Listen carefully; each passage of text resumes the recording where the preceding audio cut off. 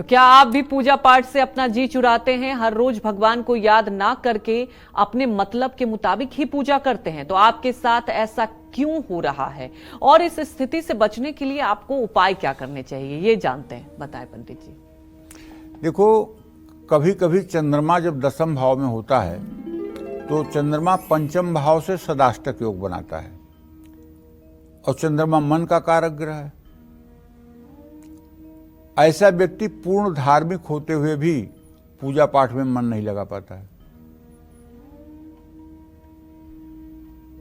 आज के 3 साल के पहले एक बार इसी पर प्रोग्राम हमने किया था।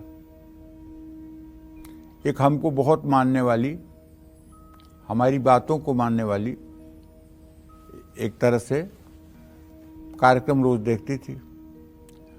उन्होंने जब ये कार्यक्रम देखा और मैंने कहा कि दसम भाव में चंद्रमा हो तो ऐसे लोगों का पूजा में मन नहीं लगता है, तो उनके मन में आया कि नहीं, ये तो ऐसे ही गुरु जी कह रहे हैं, हमारे भी दसम भाव में चंद्रमा है, मुझसे ज़्यादा पूजा कौन करता है, मैं तो बहुत पूजा करती हूँ।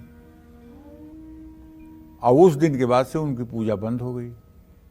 तो अभी 1-2 महीने पहले मिली, बोली गुरु जी मैं पहले बहुत पूजा करती थी लेकिन 3 साल से मेरी पूजा बंद हो गई है। हमने कहा क्या बात है, बताइए क्यों बंद हो गई पूजा?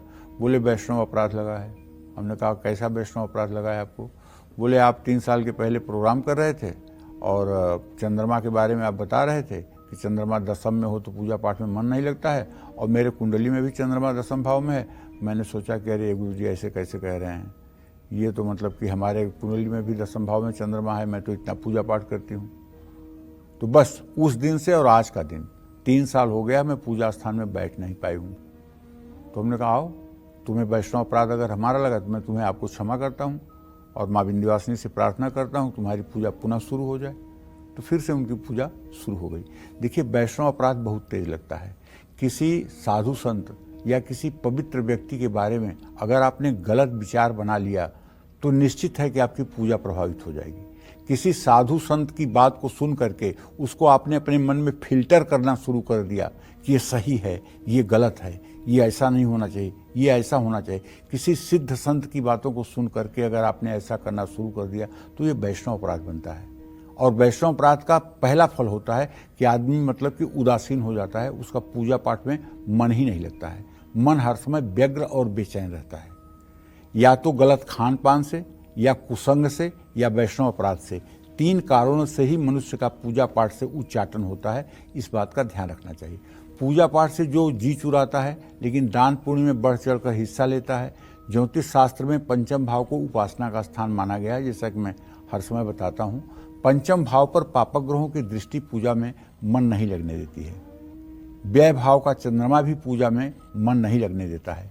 5वें भाव का स्वामी 6ठे भाव में और 6ठे भाव का स्वामी 5वें भाव में हो तो ऐसा व्यक्ति कभी पूजा पाठ में मन नहीं लगा पाता है।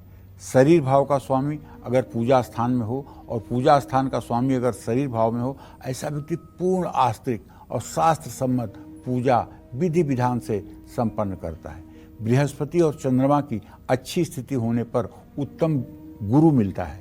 ऐसी स्थिति में व्यक्ति अच्छी पूजा कर पाता है। पूजा पाठ में मन लगाने के लिए ज़्यादा से ज़्यादा धार्मिक पुस्तकों का स्वाध्याय करना चाहिए। जय माँ विंध्यवासिनी।